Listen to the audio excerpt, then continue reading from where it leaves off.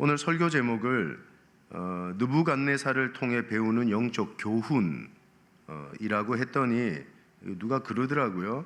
느부갓네살 할 때 배울 게 있나요? 라고 얘기를 합니다. 저는 이게 성경의 위대함이라고 생각해요. 성경은 다니엘에게도 많은 걸 배울 수 있지만 느부갓네살을 통해서도 정말 귀한 교훈을 깨닫게 하는 것입니다.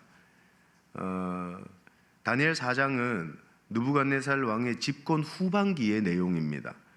그러니까 다니엘의 나이는 이제 50대에 접어든 중년의 나이가 된 거예요. 다니엘 4장의 화자, 이야기를 이끌어가는 주체는 다니엘이나 세 친구가 아닙니다. 이 4장의 화자는 느부갓네살 왕이었어요.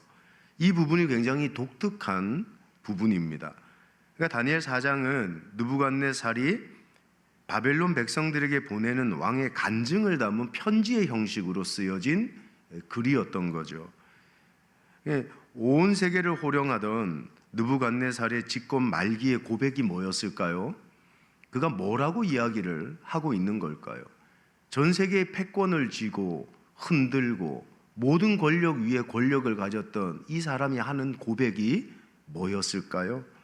가만히 읽어보면 너무 귀한 영적 교훈들이 숨겨져 있다는 걸 깨닫게 됩니다. 그 첫 번째 교훈은 한번 따라할까요? 종교인인가 신앙인인가?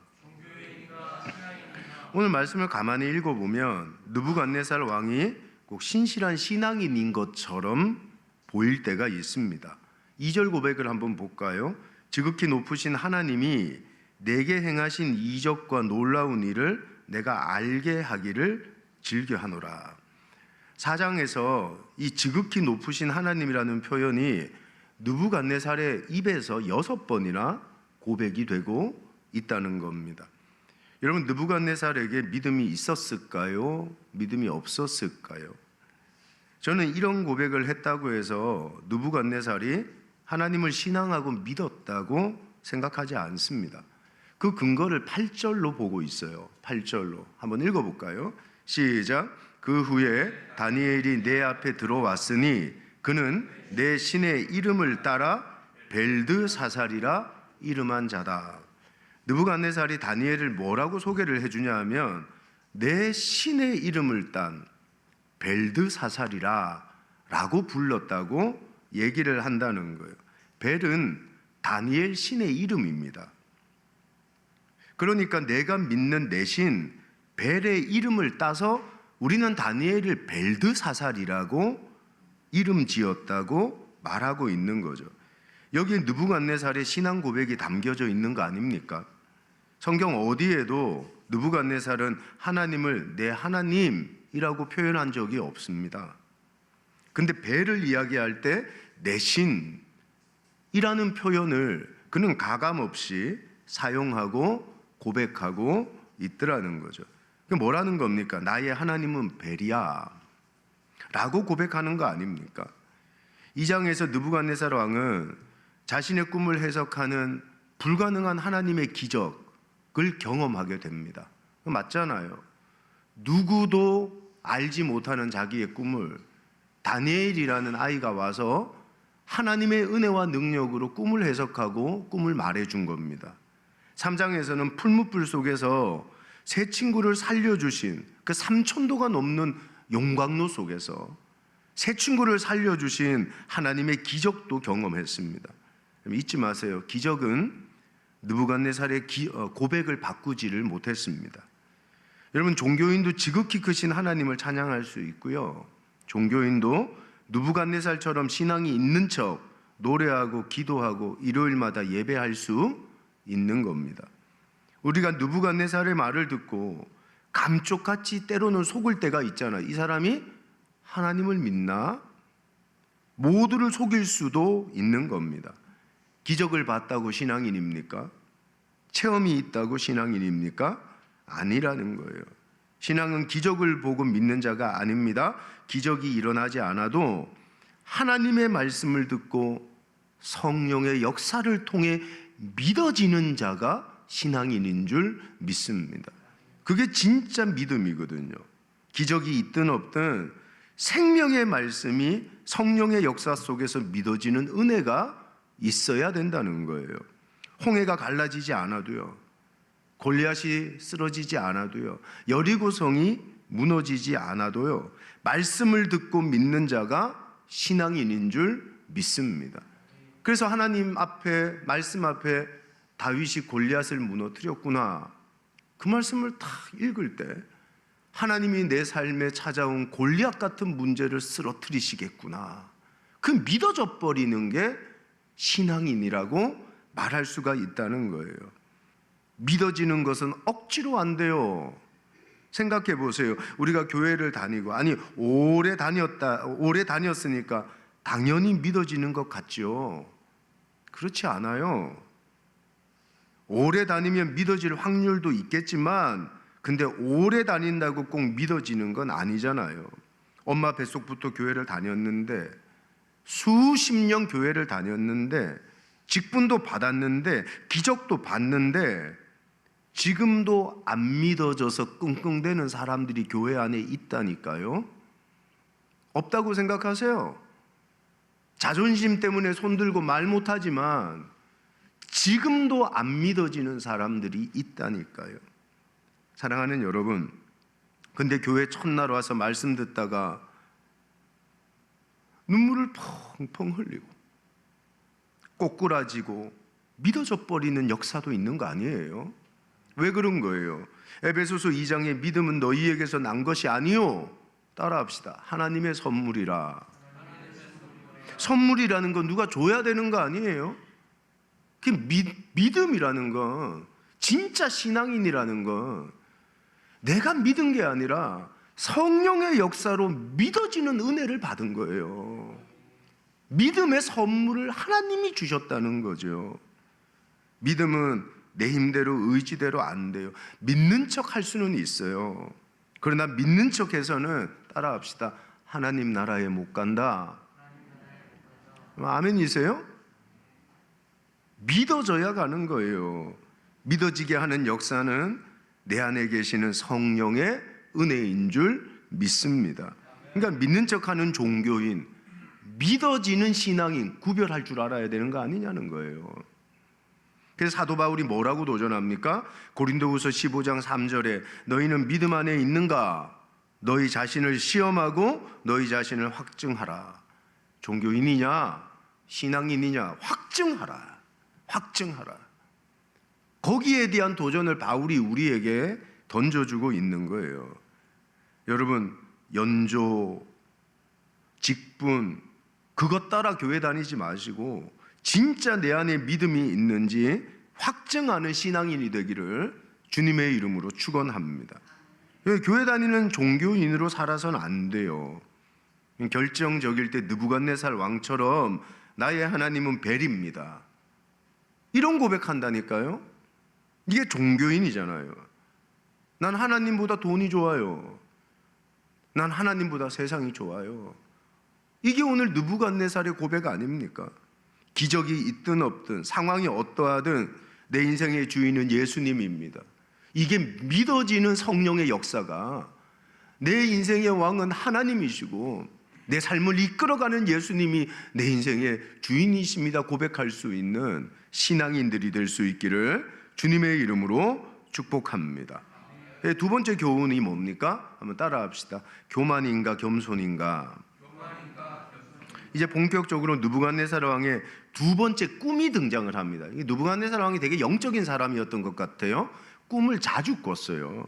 10절에서 12절까지의 말씀을 보면 그 꿈의 내용이, 첫 번째 꿈의 내용이 등장을 하는데, 내가 침상에서 나의 머릿속으로 받은 환상이 이러하니라. 내가 본즉 땅의 중앙에 한 나무가 있는 것을 보았는데 높이가 높더니 그 나무가 자라서 견고하여지고 그 높이는 하늘에 닿았으니 그 모양이 땅 끝에서도 보이겠고 그 잎사귀는 아름답고 그 열매는 많아서 만민의 먹을 것이 될 만하고 들짐승이 그 그늘에 있으며 공중에 나는 새는 그 가지에 깃들이고 육체를 가진 모든 것이 거기에서 먹을 것을 얻더라. 이게 느부갓네살이 꾼 꿈의 일부의 내용이었습니다. 이 꿈은 느부갓네살이 자기를 바라보는 자기 모습이었습니다. 사람들 앞에서는 겸손한 척 할 수 있지만 실제 자기 안에는 엄청난 교만이 꿈틀대고 있었다고 말하고 있는 거죠. 세상의 중앙에 높은 나무 같은 존재가 나야. 근데 그 나무가 자라서 견고해졌어. 그 높이는 어디까지 올라가요? 하늘과 맞닿았어. 세상 모두가 우러러봐. 모든 사람이 박수하고 인정해. 이게 느부갓네살의 영적 모습이었다고 얘기하고 있는 거죠. 2장에서 느부갓네살은 하나님이 모든 왕의 주제라고 말했어요. 3장에서는 풀무불에서 새 친구를 구원하신 하나님을 겸손히 찬양하는 것처럼 말했지만 그 속에는 하늘과 맞닿은 교만이 있었다고 얘기를 하고 있어요. 실제로 온 세상을 호령하던 느부갓네살은 자기가 하나님인 줄 알았어요. 이 본문을 보면서 생각나는 말씀 없어요? 창세기 11장의 바벨론 사건 아닙니까? 똑같은 표현이 나와요. 11장 4절에 또 말하되 자 성읍과 탑을 건설하여 그 탑 꼭대기를 하늘에 닿게 하여. 뭐라 그럽니까? 우리 이름을 내자. 사람들이 바벨탑을 만든 이유가 뭡니까? 성과 대를 쌓아 대 꼭대기를 하늘에 닿게 하려고 바벨탑을 쌓았다고 얘기해요. 그들의 목적은 하늘까지 도달하는 거예요. 하나님의 자리에 앉고 싶고 하나님처럼 되고 싶고 하나님처럼 다스리고 싶었던 거죠. 여러분, 교만은 지극히 사단적 사고의 발상이에요. 사단이 어떻습니까? 하나님의 피조물이면서 교만한 마음으로 하나님의 보좌를 자기가 차지하려고 했던 게 사단의 본질 아닙니까? 너무 닮아 있어요. 그래서 교만은 사단이 주는 마음이에요. 하나님이 정말 가장 싫어하는 마음이 뭐냐? 사단의 마음인 교만이라고 얘기하는 거죠. 토마스 아퀴나스가 그럽니다. 교만은 모든 죄악의 어머니다 그랬어요. 교만은 모든 죄의 근원이에요. 그래서 교만이 위험한 겁니다. 교만한 사람은 반드시 무너지고요. 성경이 얼마나 정확하냐 하면 잠언 16장 18절에 교만은 패망의 선봉이요 거만한 마음은 넘어짐의 앞잡이다. 넘어지고 싶으시면, 패망하고 싶으시면 그렇게 살아가면 되는 거예요. 근데 그리스도인은 말씀으로 돌이켜야 되는 거예요. 내가 끝까지 교만해지다가도 하나님의 말씀이 들리는 순간 그러면 안 되지. 아멘이세요? 그 마음이 드는 거예요. 그게 은혜라는 거예요. 은혜. 인류 최초의 범죄가 교만이었어요. 아담과 하와가 하나님같이 되고 싶은 마음에 뭘 먹습니까? 선악의 열매를 먹잖아요. 그때부터 인생의 모든 고통과 저주가 시작됩니다. 인생의 모든 저주가 교만으로부터 출발해요. 교만 때문에 하나님과의 관계가 깨집니다. 인간관계가 무너집니다. 모든 것이 망가지게 된 거예요. 여러분, 사람들이 잘 몰라요. 자기가 얼마나 교만한 사람인지. 그거 잘 모르더라고요. 못 보더라고요. 딴 사람 보면서 참 교만한 인간 그러는데 자기의 교만성은 1도 생각을 못 하더라고요. 교만한 사람의 특징 몇 가지를 살펴보면서 내 속에 교만이 얼마나 차 있는지를 점검했으면 좋겠어요. 하나님이 제일 싫어하니까. 패망의 선봉이고 넘어짐의 앞잡이니까 점수 매겨 고쳐야죠. 그래야 나은 인생이 되는 거예요. 혹시 당신은 교만한 척하는, 겸손한 척하는, 실제로는 교만한 사람 아닙니까? 느부갓네살처럼 말이에요. 가장 먼저 비판하는 거예요. 예수님은 비판하지 말라고 명령합니다. 마태복음 7장 1절에 뭐라 그래요? 비판을 받지 아니하려거든 비판하지 마라.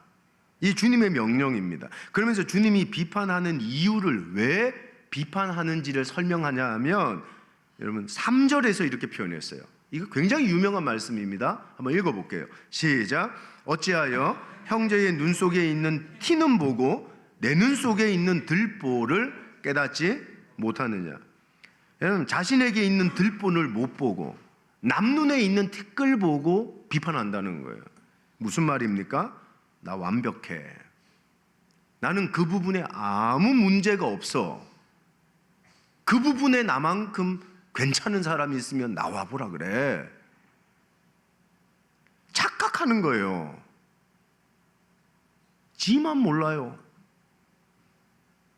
여러분, 자기가 하나님처럼 완전하다, 완벽하다는 착각이 비판의 시작 아닙니까? 내 눈 속에 있는 들보 못 봐. 타인 속에 있는 티를 보고, 야, 난 너보다 나아. 넌 왜 그렇게 사니? 그게 비판 아니냐는 거예요. 우리 중에 누구도 완전하고 완벽한 사람 없습니다. 완벽한 분은 하나님 뿐인 줄 믿습니다. 이 세상에 남 비판해도 될 만큼 완전한 사람이 누구냐는 거예요. 그 남 비판 잘하는 사람은 자기가 하나님이라고 생각하는 교만이 차 있는 거예요. 그냥 비판 즐겨하는 사람은요, 겸손한 척 하지만 죄송해요, 패망의 선봉이요 넘어짐의 앞잡이인 교만한 자예요. 교만한 자. 고치고 점검해서 하나님 앞에서 겸손한 자로 세워질 수 있기를 주님의 이름으로 축복합니다. 또 하나 뭐냐 하면 용서하지 못하는 마음이에요. 요셉을 한번 묵상해 보세요. 성경을 보면 요셉은 자기를 은 20에 팔아 노예로 인신매매한 형들을 용서해 줍니다. 여러분, 이 사람 천사입니까? 이 사람은 예수님입니까? 사실 용서하지 못할 사람들이잖아요. 근데 요셉이 그들을 용서합니다. 이게 어떻게 가능했냐? 솔직히 우리는 내 돈 떼먹고 도망간 놈도 용서가 안 되는데, 뒤에서 내 욕하고 돌아다니는 놈 하나를 봐도 평생 여기에 남아서 미움으로 미치겠는데, 요셉이 창세기 50장 19절에 놀라운 고백을 합니다.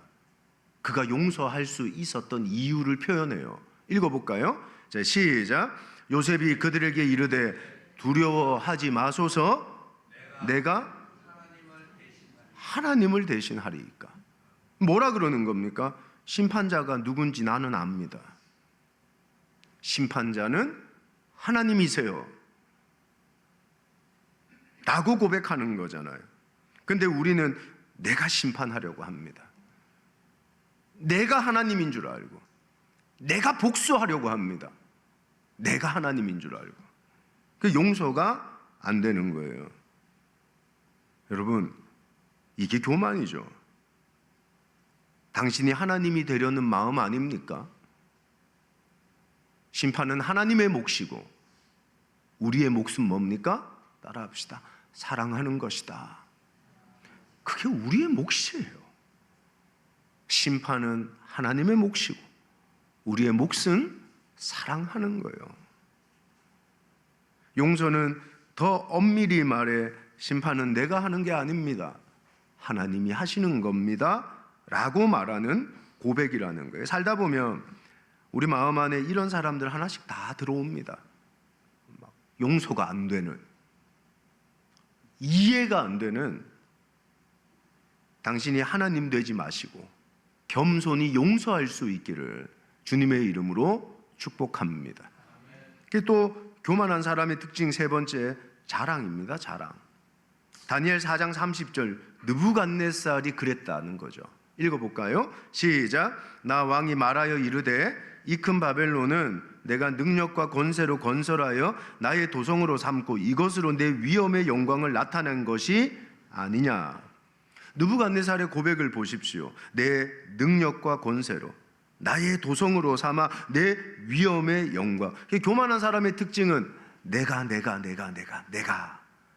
주체가 자기라는 겁니다. 하나님은 어디에도 없어요. 그래서 여러분, 누가복음에 보면 부자 얘기 나오잖아요. 뭐라 그럽니까? 내 곡식을 내 창고에 내가 쌓고 쌓는다 그러잖아요. 주님께서 뭐라 그럽니까? 네가 오늘 밤 눈을 감아 죽으면 어디 갈 거냐? 여러분, 교만한 사람의 결과는 너무 뻔합니다. 느부갓네살이 했던 말이 뭡니까? 내가 세웠고 내가 여기까지 이끌었고 내가 강성하게 만든 나라였다, 내가 했다고 자랑해요. 여러분, 그 구원의 은혜가 가르쳐주는 신앙적 자세가 뭐라고 생각하세요? 죄인된 우리가 구원받았는데 그 구원의 은혜가 주는 신앙적 자세, 아까 읽었던 에베소서 2장 8절 9절이 그 얘기인 겁니다. 이걸 한번 큰 목소리로 읽어볼까요? 시작. 너희는 그 은혜에 의하여 믿음으로 말미암아 구원을 받았으니 이것은 너희에게 난 것이 아니요 하나님의 선물이라. 행위에서 난 것이 아니니 이는 누구든지 자랑치 못하게 함이라. 온갖 자랑이 난무하는 이 세상의 한가운데서 복음을 경험한 성도의 삶에 너무 중요한 자세는 자기에 관한 한 자랑할 것이 없는 존재임을 깨달으라는 거죠. 교만의 특징은 다른 게 아닙니다. 바로 자기 자랑이에요. 근데 우리는 끊임없이 자기 자랑을 쏟아내며 살고 있습니다. 여러분, 느부갓네살을 보세요. 그토록 교만한 종교인이었던 그가 어떻게 됩니까? 이게 이제 중요한 부분인데 16절이에요. 16절. 이거 한번 읽어볼게요. 자, 시작. 또 그 마음은 변하여 사람의 마음과 같지 아니하고 짐승의 마음을 받아 7대를 지내니라. 이게 무슨 말인 줄 아세요? 그토록 교만한 종교인으로 살았던 느부갓네살이 7년 동안 정신적 질환을 겪게 됩니다. 도저히 왕의 임무를 수행할 수 없을 만큼 힘든 상황이 돼요.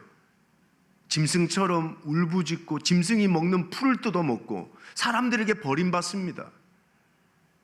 실제로 30절에서 느부갓네살이 내 능력, 내 권세, 내 도성, 내 위엄의 영광을 자랑했을 때 하나님은 그를 7년 동안 정신적 질환 속에 고통당하는 삶을 살아가게 했다는 거예요. 결국 32절에서 어떻게 됩니까? 보세요. 제가 했던 말이 그대로 나와요. 네가 사람에게서 쫓겨나서 들짐승과 함께 살면서 소처럼 풀을 먹을 것이요 이와 같이 7대를 지내게 될 거다.